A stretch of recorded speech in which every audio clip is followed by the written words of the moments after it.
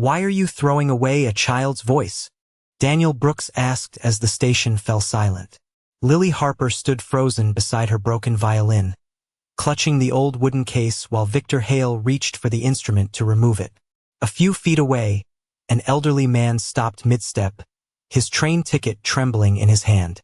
Then Lily pulled one bow across the repaired string, and one forgotten note escaped into Grand River Station.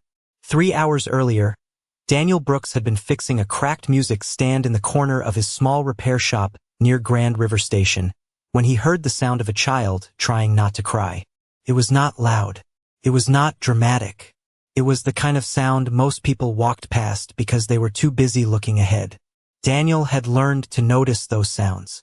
His entire life had become a collection of quiet moments. The scrape of his daughter Emma's chair before she spoke. The tired hum of an old heater in winter. The uneven vibration of a damaged instrument that needed someone patient enough to listen. The bell above his shop door moved softly.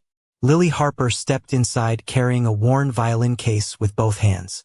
She looked 10 years old, but the weight she carried looked much older. "Can you fix it?" she asked. Daniel looked down at the violin. The wood was scratched. The strings were loose. The bridge had shifted. To most people, it looked like something ready for a trash bin. Daniel lifted it carefully. "Who told you it couldn't be fixed?" Lily lowered her eyes. "Everyone." Outside, the station lights flickered against the glass walls. Commuters moved like waves around them, never noticing the little girl holding onto the last piece of her mother's memory. Daniel opened the case. The smell of old wood and dust rose into the air. His fingers moved slowly over the instrument. He did not see a broken violin. He saw years of care trapped inside damaged wood. But before he could begin, a shadow fell across the doorway. Victor Hale, the station manager, stood there with a polite expression and a pressed jacket. His voice was calm, almost kind. "I'm afraid that instrument cannot be played here anymore." Lily tightened her grip. "But I have permission." Victor smiled gently, the way someone smiles when they believe they are being reasonable. "The rules changed. We have standards to maintain." Daniel looked past him at the crowded station.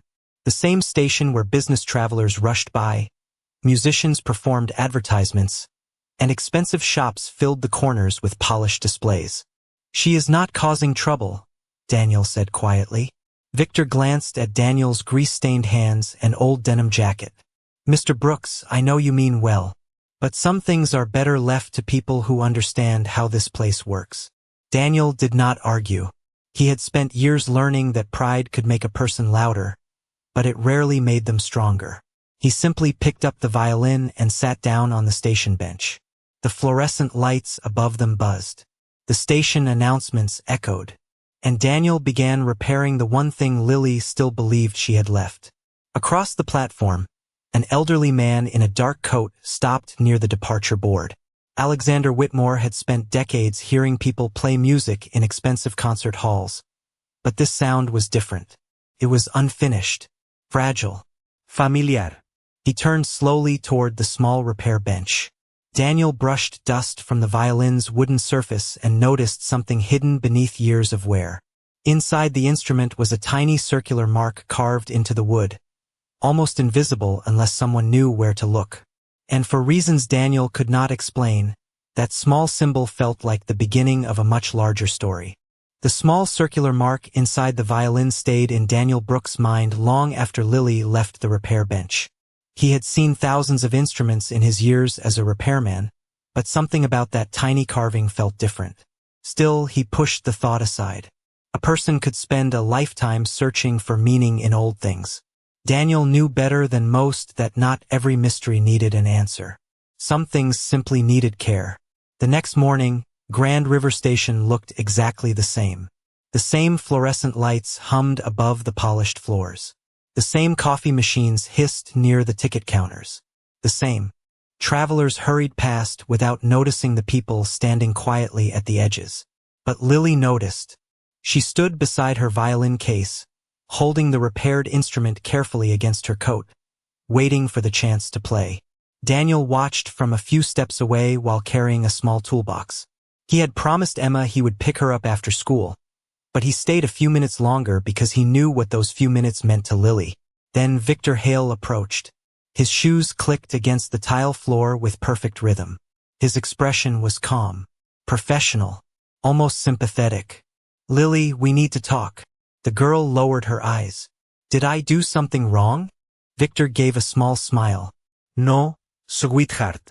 This isn't about you. It's about keeping things organized." Daniel noticed the choice of words. Not punishment, not removal, organization. That was how people made unfair things sound acceptable. "She has a permit," Daniel said. Victor turned toward him slowly. "Mr. Brooks, I appreciate your concern."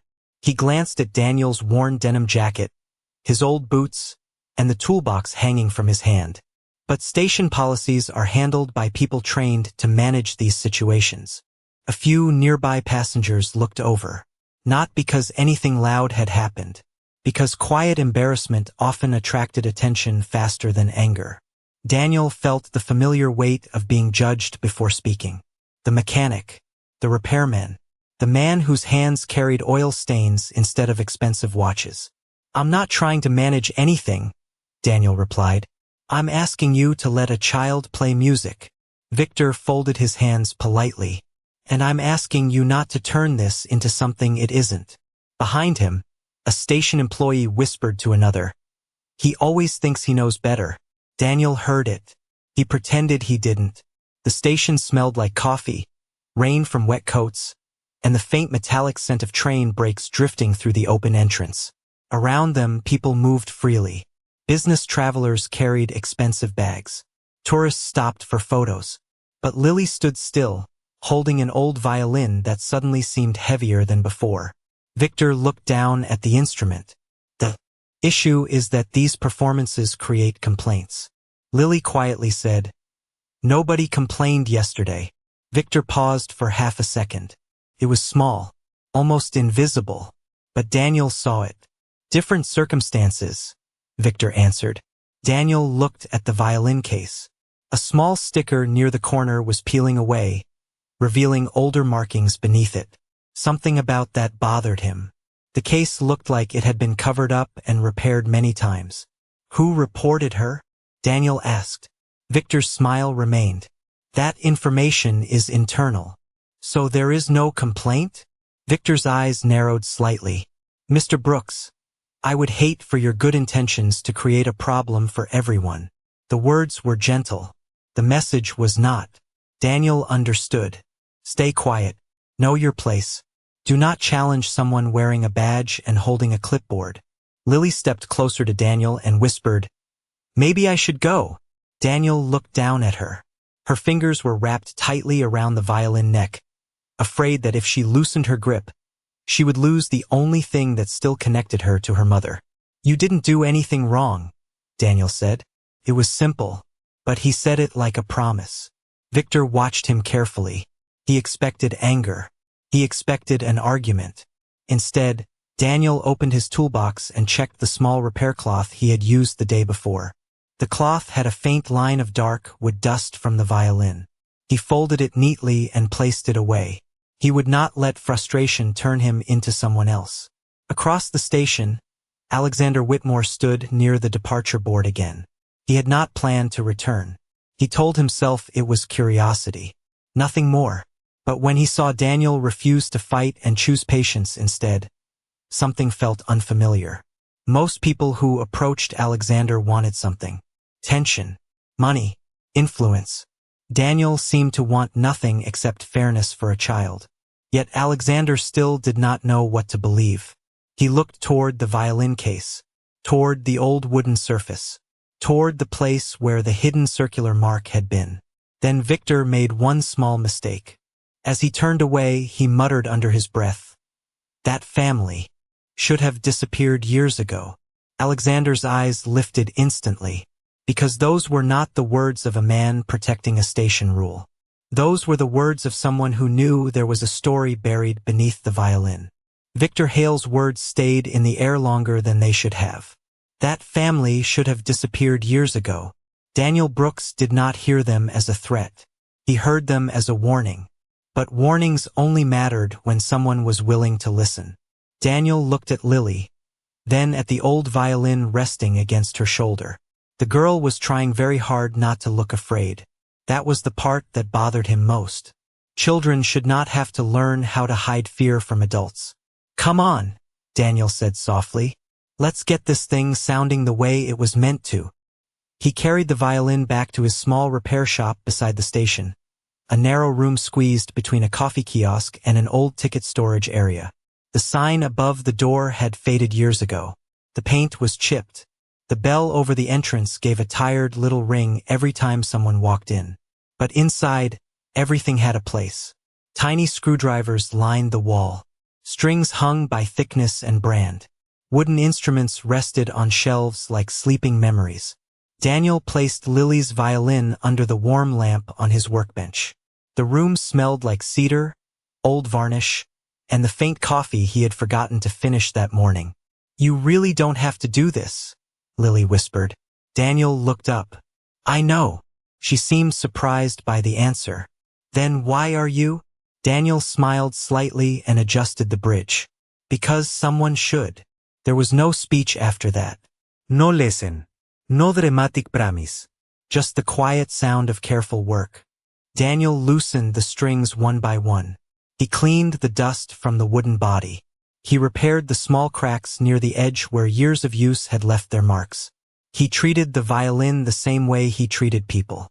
Gently, patiently, like something damaged was not the same thing as something worthless. Through the window, he could see Grand River Station moving without him. Trains arriving, doors opening, people leaving, everyone rushing toward somewhere else. But inside the little repair shop, time slowed. Lily sat nearby, watching his hands. "My mom used to say this violin sounded different when someone who cared played it," she said. Daniel paused for a moment. He looked at the instrument but did not ask questions she was not ready to answer. "Your mom sounds like she understood music." Lily nodded. "She understood a lot of things." The answer carried a sadness too heavy for a 10-year-old. Daniel noticed, but he did not push. He knew some wounds closed only when someone stopped trying to force them open. His phone buzzed on the workbench. A reminder from Emma's school. Pickup time was 20 minutes away. For a second, worry crossed his face. The rent notice sitting on his kitchen table. The unpaid repair invoices. The conversation he still needed to have with his landlord. All of it waited for him. But Lily was sitting there holding the last connection she had to her mother. Daniel looked at the clock, then back at the violin. He stayed. Not because he had nothing to lose, because he knew exactly what he could lose.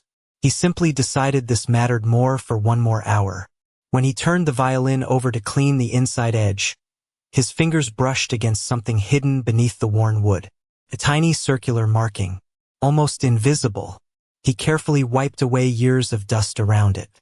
The symbol became clearer. It was not decoration. It looked intentional, like someone had placed it there for a reason. "What is that?" Lily asked. Daniel studied it for a moment. "I'm not sure yet." He closed the case gently. "And until we know, we don't make guesses."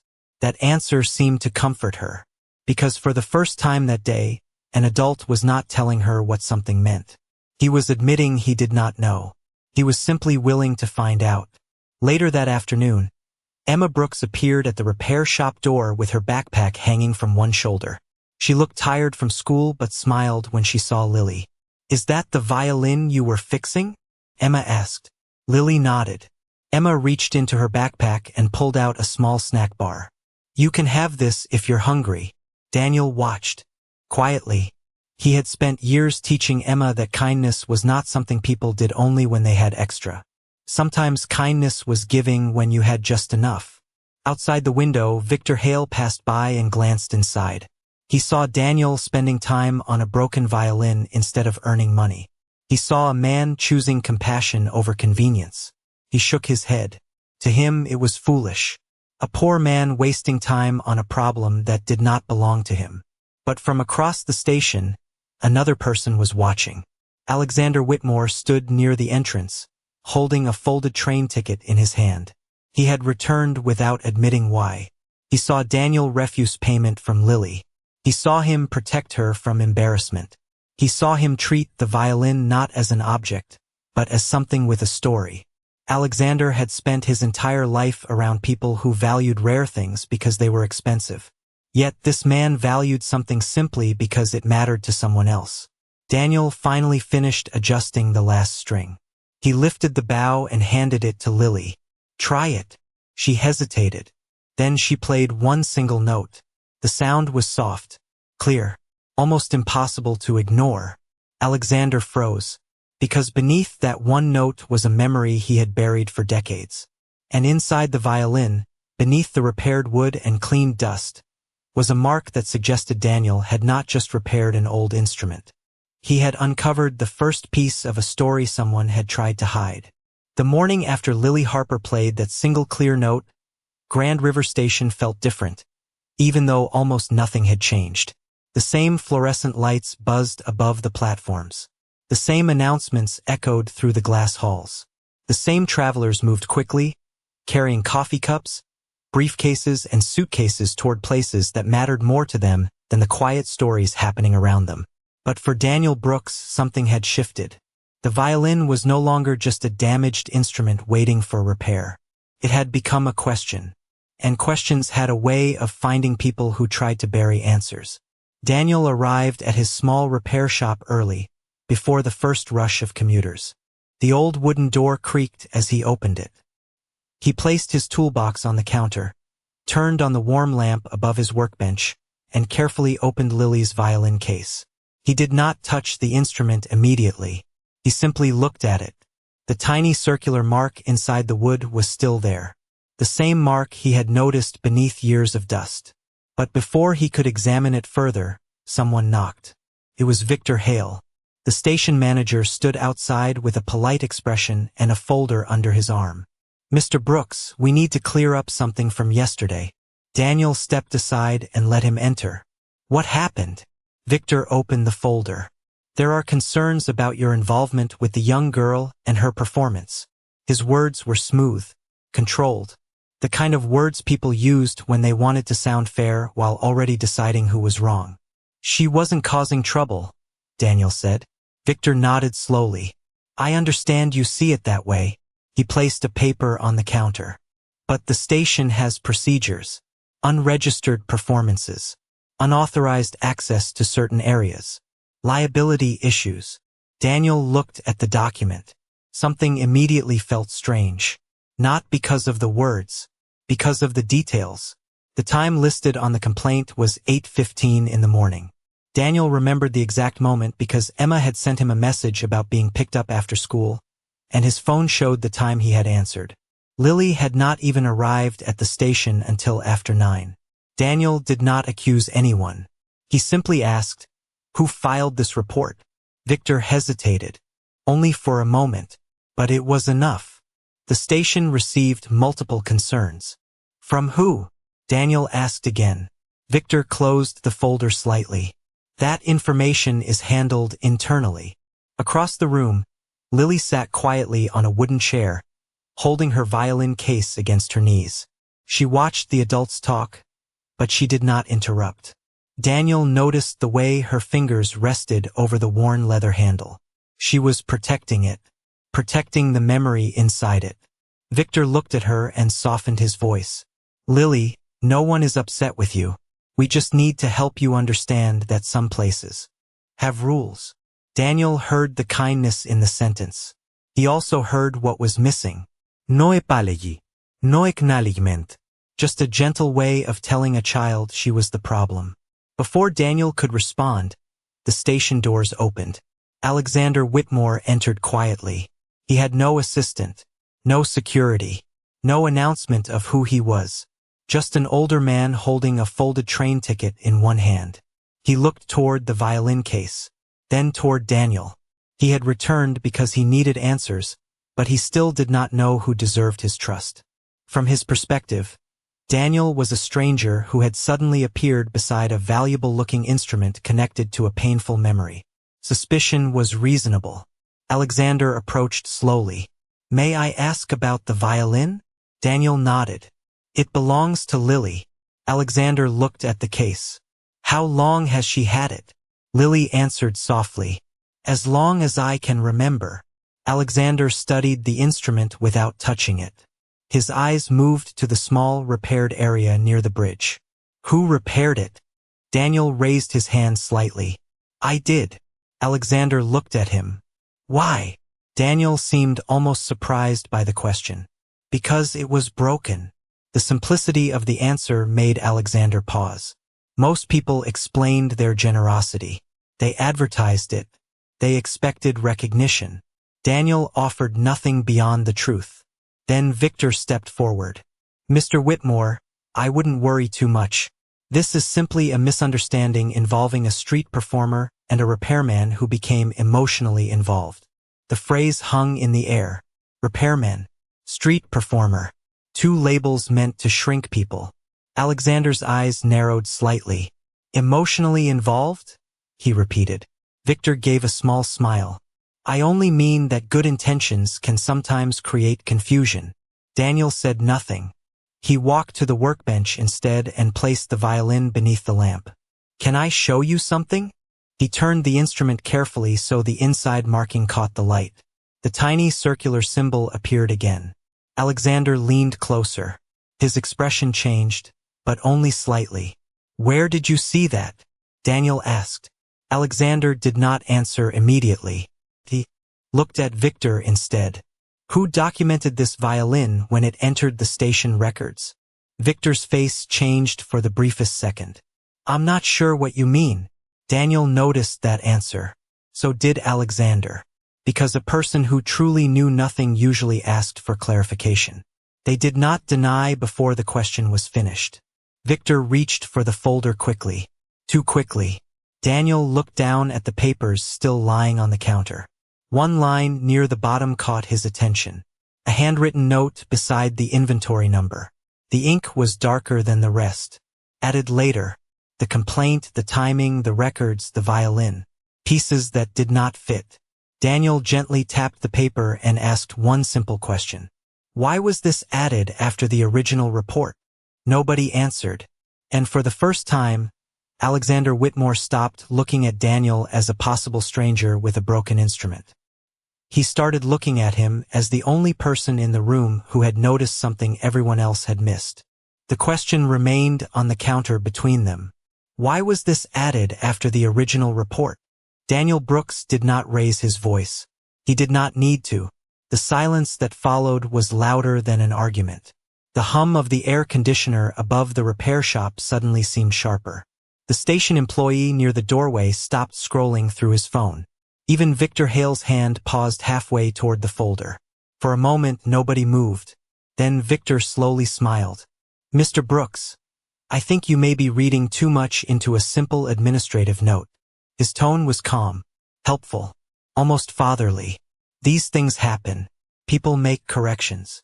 Daniel looked at the paper again. The handwriting was darker than the printed information around it. The ink looked newer, but he did not accuse Victor. He had spent too many years repairing fragile things to know that forcing a crack wider did not always reveal the truth. Sometimes it destroyed the evidence. Could I see the original? Daniel asked. Victor's smile remained. That may not be necessary. Alexander Whitmore watched the exchange carefully. He had spent decades around executives, lawyers, and people who knew how to control a room. He knew the difference between confidence and avoidance. Victor was trying very hard to appear calm. I believe seeing the original would be reasonable, Alexander said quietly. Victor turned toward him. Mr. Whitmore, I assure you, the station has procedures.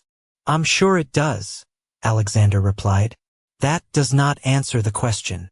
It was the first time Daniel noticed the shift. Victor was no longer speaking to a repairman and a child. He was speaking to someone whose opinion mattered. But Daniel did not feel victorious. He looked at Lily instead. She was sitting with her violin case pressed against her knees, watching adults debate around her as if she were a problem instead of a person. Daniel walked over and crouched beside her. You okay? Lily nodded, but slowly. Did I cause trouble? Daniel shook his head. No. Adults sometimes make simple things complicated. A small smile appeared on her face. It disappeared quickly, but Daniel saw it. That was enough. The next challenge came when Victor suggested a compromise. Perhaps the easiest solution is for everyone to move on, he said. The girl can perform somewhere else. Mr. Brooks can return to his shop. No need to create unnecessary attention. It sounded reasonable. That was what made it dangerous.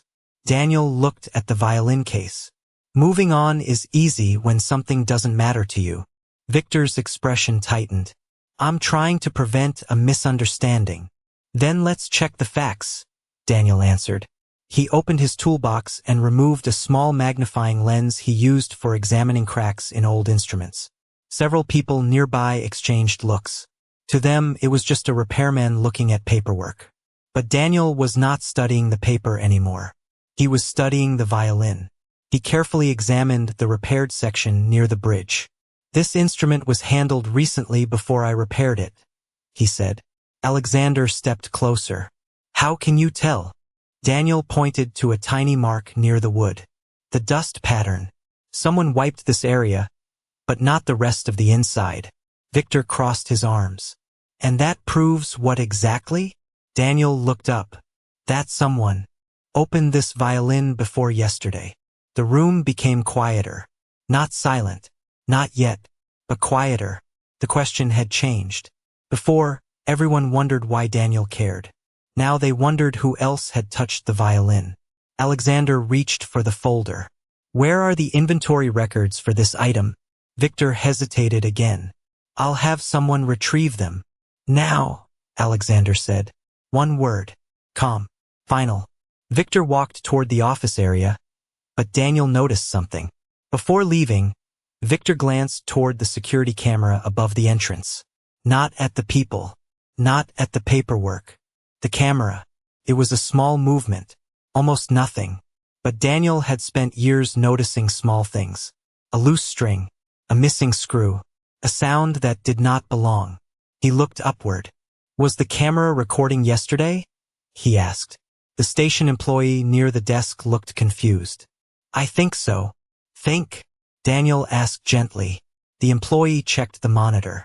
His face changed slightly. There's a gap. Alexander looked over. A gap. The employee swallowed. About 12 minutes. The footage from yesterday afternoon is missing. Victor returned just in time to hear that sentence. Technical issue, he said quickly. Too quickly. The system sometimes resets. Daniel did not respond. He looked at the monitor, then at the violin, then at Victor. When did the reset happen? Victor opened his mouth, closed it. I don't remember. That answer landed harder than any accusation. Because a person responsible for a station system should know. Alexander slowly placed the folder down. His fingers rested on the cover for a long moment. He was not convinced of everything. He was not ready to believe every possibility. But he had seen enough to know one thing. Daniel Brooks was not searching for attention. He was searching for the truth. Lily quietly touched the violin case and whispered. That mark was there before Daniel fixed it. Everyone looked at her. She immediately lowered her eyes. Worried she had said too much. Daniel gave her a reassuring nod. That was important, he said. Across the room, Victor forced another polite smile. Children don't always remember details correctly. Daniel looked at him, not angrily, just steadily. Maybe not, but sometimes they remember the things adults choose to ignore. The station fell quiet again, and as Alexander stared at the missing camera footage, the old violin, and the altered report, he realized the broken instrument was not the only thing someone had tried to repair after it was damaged. Something much bigger had been covered up. The missing 12 minutes of security footage sat on the monitor like a hole in the middle of the truth. No one in Grand River Station moved for several seconds. The screen continued to glow with silent blue lines, showing everything that had happened before the gap and everything after it, but nothing during the moment when the violin had changed hands. Daniel Brooks stared at the missing section, not with anger, but with the quiet focus of someone examining a damaged instrument. Something was broken. The question was whether it could still be repaired.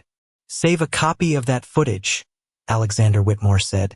His voice was calm, but there was weight behind it now. "Before anything else changes."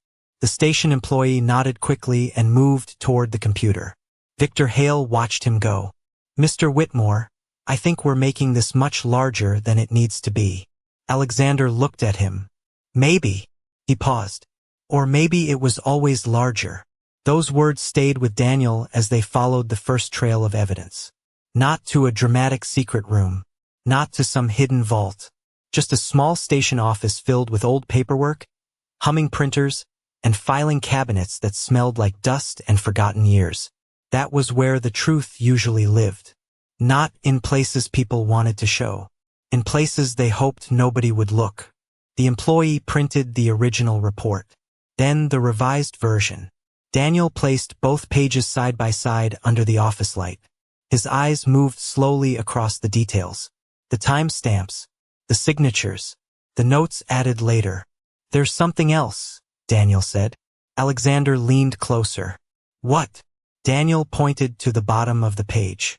The original complaint was signed at 8:15. He touched the second document. But the correction was entered at 8:03. The room became quiet. Victor's expression remained controlled, but his fingers tightened around the edge of the desk. "A simple clerical mistake," he said. Daniel did not look away from the paper. "Maybe." He turned the page slightly. "But mistakes usually don't happen before the thing they are correcting."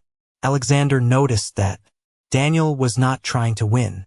He was simply following the facts. The same way he followed a damaged string or a crack in old wood. Patiently, carefully. The investigation moved deeper. The station employee found archived records of other performers who had been removed from the same area. At first, they looked unrelated. Different names, different dates, different reasons. But the pattern became clearer. Complaints appearing before performances happened. Missing footage. Notes added after the fact. Small changes that made people look guilty before anyone asked questions. It was not one mistake. It was a habit. Victor stood near the window, looking out at the passing trains. "You're suggesting I personally reviewed every single report?" he asked. His voice carried frustration now. Not anger. Not yet. Daniel looked at him. "No. I'm asking why the same people keep disappearing from the records." That question landed differently. Because Daniel was not accusing Victor of everything. He was asking him to explain something he could not explain. Across the room, Lily sat quietly beside Emma Brooks, who had come after school with her backpack still hanging from one shoulder. Emma did not understand all the paperwork. She did not understand why adults were suddenly speaking carefully. But she understood Lily. She saw the way Lily held the violin case whenever someone raised their voice. Emma reached over and gently touched Lily's sleeve. "It's okay," she whispered. "My dad listens." Lily looked at Daniel. For the first time that day, she believed someone really did. Then Alexander received a message on his phone. He stepped away from the desk and read it silently. A few seconds later, his expression changed. Not because of bad news. Because of confirmation. The message contained an old photograph from a private archive. A photograph of a woman, holding a violin. A woman Alexander had not seen in years. His daughter. The same violin. The same circular marking hidden inside the wood. The room seemed to become smaller. The sounds of the station outside faded behind the glass. Alexander stared at the image while memories he had buried began returning one by one. The music lessons. The unfinished song. The night everything changed. He looked toward Lily, but he did not walk to her. Not yet. He had spent years searching for answers. He would not destroy a child's world by giving her a truth he could not prove. Daniel noticed the hesitation. "You know something," Daniel said quietly. Alexander looked at him. For a moment, the billionaire and the repairman simply stood there. Two men from completely different worlds. One with everything money could buy. One with barely enough to keep his small shop open. Yet both understood what it meant to protect someone who could not protect themselves. I know there is more to this violin than anyone here understands, Alexander finally said. Daniel nodded. He did not ask for details. He did not push. That was exactly why Alexander trusted him a little more. Not completely. Not yet. But enough. Victor noticed the connection forming. His calm expression began to crack. He stepped forward. Perhaps we should stop this before rumors spread. Alexander turned. Rumors. Victor forced a smile. About a child. About a missing history. About accusations. Daniel watched carefully. Victor was no longer trying to protect the station. He was trying to protect himself. Then Victor made another mistake. He looked directly at Lily and said, "You should have never brought that violin back here." Everyone noticed, especially Alexander, because Victor had just revealed something he was not supposed to know. The question was no longer why the violin mattered. The question was how long Victor had known it mattered. Alexander placed the old photograph beside the violin on the table. The two objects sat together under the office light. One from the past, one from the present. And suddenly, the broken violin was no longer just a forgotten instrument. It was evidence of a family someone had tried to erase. The truth had grown too large to stay inside a station office. It was ready to be heard in public. The following afternoon, Grand River Station was filled with more people than usual. Not because of a delay, not because of a holiday, because a story that had been ignored for too long was finally asking to be heard. The small performance area near the main entrance had been cleared. The same place where Lily Harper had once been told she did not belong now stood beneath the bright station lights, surrounded by employees, travelers, and members of the station board. The polished floor reflected every movement, every glance, every uncomfortable silence. Daniel Brooks stood near the back of the crowd with his hands resting at his sides. He did not look like someone arriving for a victory. His old denim jacket was still worn. His toolbox was still beside him. His eyes looked tired, but he was there. Lily stood beside Emma, holding the old violin case with both hands. Alexander Whitmore stood across from them, quiet and observant. He had the power to change everything in that room. But he had not come to use power. He had come to see the truth. Victor Hale stood near the station information desk, surrounded by reports and employees. His expression was calm, professional, the same expression he had worn every time he asked people to leave. Before we make assumptions, Victor began, speaking clearly enough for everyone nearby to hear. I want to remind everyone that this station has always valued safety and order. Several employees nodded. He continued, this situation has unfortunately become emotional because a child and a well-meaning repairman became involved. But emotions cannot replace procedures. It was a strong argument, reasonable, almost impossible to challenge if someone only heard the first half. Daniel watched the crowd. He saw some people already believing Victor. That was how these things worked. The first explanation often became the truth before anyone looked deeper. Victor opened a folder. The performer was unregistered. The reports were properly filed. The missing footage was a technical problem. Nothing more. A few people whispered. For a moment it seemed like Victor had regained control. Then Alexander stepped forward. May I see the original documents? The room shifted. Victor looked at him. Of course, Mr. Whitmore, but I hope we can avoid unnecessary accusations. Alexander did not respond to the accusation hidden inside the sentence. He simply waited. The first piece of evidence was placed on the table. The old violin. The same worn wooden instrument everyone had once dismissed as worthless. Daniel carefully opened the case. The station lights touched the surface of the violin, revealing the repaired section near the bridge. This is the instrument that started all of this, one board member said. A damaged violin. Daniel looked at the man. A damaged violin is not the same as a worthless one. It was not a speech, just a fact. Lily watched quietly. She did not step forward. She did not explain. She simply held the case handle tighter. Alexander looked at the small circular marking inside the wood. The room did not understand what it meant yet, but they could feel that it mattered. The second piece of evidence came from the station records. The original report and the edited report were displayed side by side. The timestamps were clear. The complaint had been entered before Lily's performance had even happened. A murmur moved through the crowd. Victor immediately raised a hand. As I said, clerical adjustments happen. That does not prove wrongdoing. For a moment he looked like he had recovered. The room slowed. People looked uncertain again. That was the first moment where it seemed Victor might still win. Then Daniel stepped closer to the documents. "You're right," he said calmly.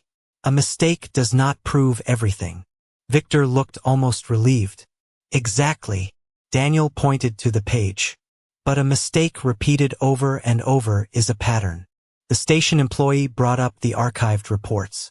Names, dates, similar notes, similar removals, similar missing details. The crowd became quieter. The third piece of evidence was the security footage gap. The screen displayed the missing 12 minutes.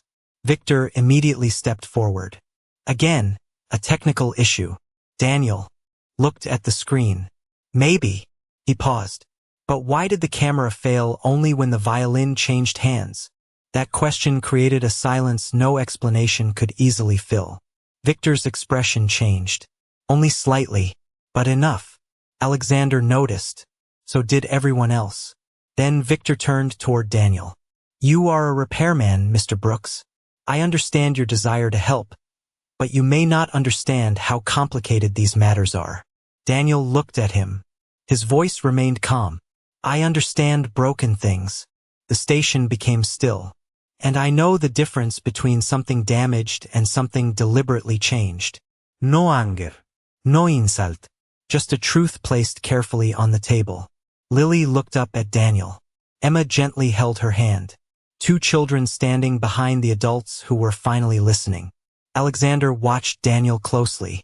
He had seen powerful people demand attention. He had seen wealthy people buy outcomes. But he had rarely seen someone with so little power refuse to compromise his values. Victor took a breath and adjusted his jacket. "This is becoming a public spectacle. Perhaps we should discuss this privately." That was the old strategy. Move the problem away from witnesses, away from questions, away from people who could remember. Alexander finally spoke. No, his voice was quiet, but the entire station heard it. "Not this time." Victor looked at him. "Mr. Whitmore," Alexander raised his hand slightly. "You said this was only a misunderstanding. Then let the evidence speak." The room held its breath. The violin rested on the table. The altered report sat beside it. The missing footage waited on the screen. But one final piece remained. A piece that could connect the violin, the missing history, and the reason Victor had been so desperate to keep Lily away from this station. Alexander reached into his coat and placed a sealed envelope beside the old instrument. Everyone looked at it. Even Victor stopped pretending not to be afraid. And before anyone opened it, they all understood the same thing. Whatever was inside that envelope was not going to prove a small mistake. It was going to reveal why someone had tried so hard to make the truth disappear. The sealed envelope rested beside the old violin under the bright lights of Grand River Station. For several seconds, nobody reached for it. The entire room seemed to understand that whatever was inside had the weight to change everything. The sounds of the station continued around them. A train announcement echoed in the distance. A suitcase rolled across the tile floor. A coffee machine released a quiet hiss behind the crowd. But inside that small circle of people, time slowed. Alexander Whitmore looked at Victor Hale first. Not with anger, with disappointment. Then he carefully opened the envelope. Inside was a collection of documents. Old documents. The kind that had survived because someone believed they mattered. The first page was a photograph. A young woman holding the same violin. Standing beside her was a little girl with a familiar expression in her eyes. Alexander's hand stopped. His breathing changed. Daniel Brooks noticed but said nothing. Some moments belonged to the person experiencing them. Alexander placed the photograph on the table. "This violin belonged to my daughter," he said quietly. The room shifted. People leaned closer. Victor's face lost a small amount of color. That doesn't prove anything, he said quickly. But his voice no longer carried the same confidence. Alexander continued. He placed the second document beside the photograph. A family record. A missing child report. Years of searches. Years of unanswered questions. Then came the third piece. A confirmation from an archived medical record that connected Lily Harper's identity to the family history Alexander had spent years trying to recover. The crowd did not react immediately. Sometimes the biggest truths arrive so quietly that the mind needs time to catch up. Lily looked at Alexander. She did not understand every word. She only understood that people were suddenly looking at her differently. Daniel noticed and stepped slightly closer, not in front of her, but beside her. A reminder that she was still a child, not evidence on a table. Alexander looked at her with tears forming in his eyes. I spent years looking for you, he whispered. Lily held the violin case tighter. She did not run forward. She did not suddenly know what to say. She simply looked overwhelmed. Daniel lowered himself slightly so he was closer to her level. You don't have to decide everything today, he said softly. It was the kind of sentence a child needed to hear when the entire world changed in one afternoon. Then Alexander turned back toward Victor. The final pieces connected. The missing footage. The altered reports. The attempt to remove Lily from the station. The reason Victor had reacted so quickly when he saw the violin. You knew, Alexander said. Victor swallowed. I knew there was an old instrument involved. That is all. But the room had changed.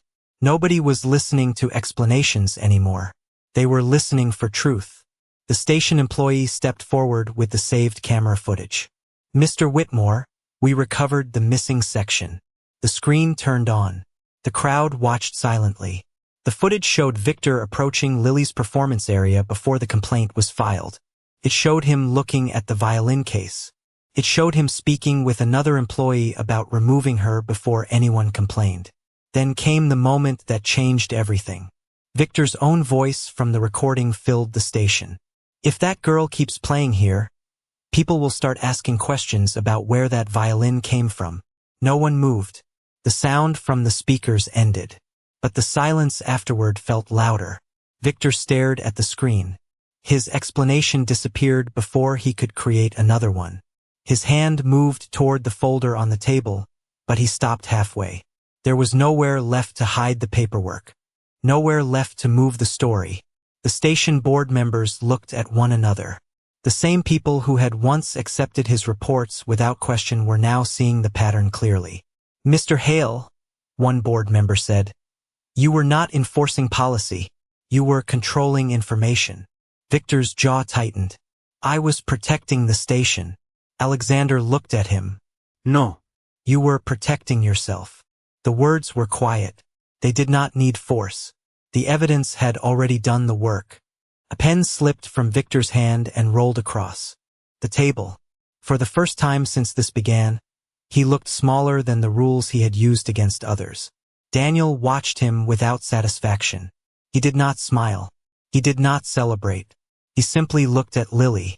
The girl who had been told to leave was now standing in the same place where she had been silenced, surrounded by people finally willing to listen. The station manager approached Daniel afterward. Mr. Brooks, we owe you an apology. Daniel shook his head slightly. Don't apologize to me. He looked toward Lily. Make sure the next child doesn't have to stand here alone.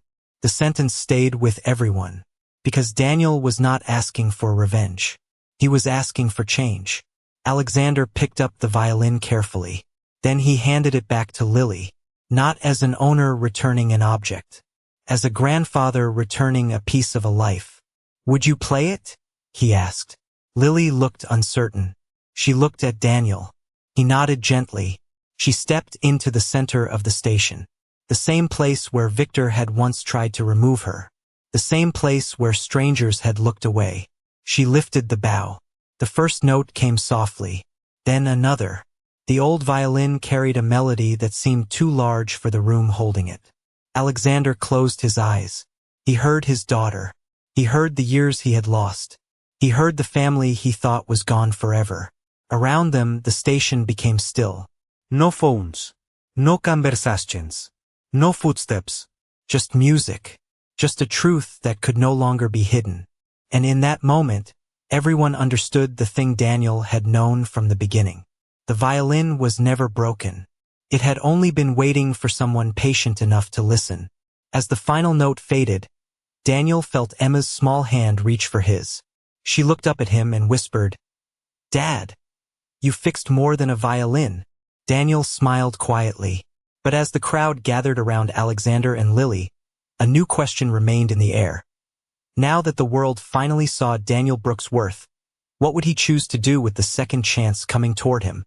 The crowd did not leave Grand River Station all at once. They left slowly, quietly, as if everyone needed a few extra seconds to understand what they had witnessed. The same people who had walked past Lily Harper days earlier now stopped before leaving.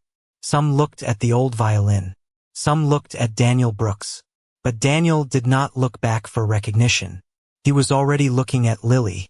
The child who once stood alone near the station wall was no longer holding her violin like something she needed to defend.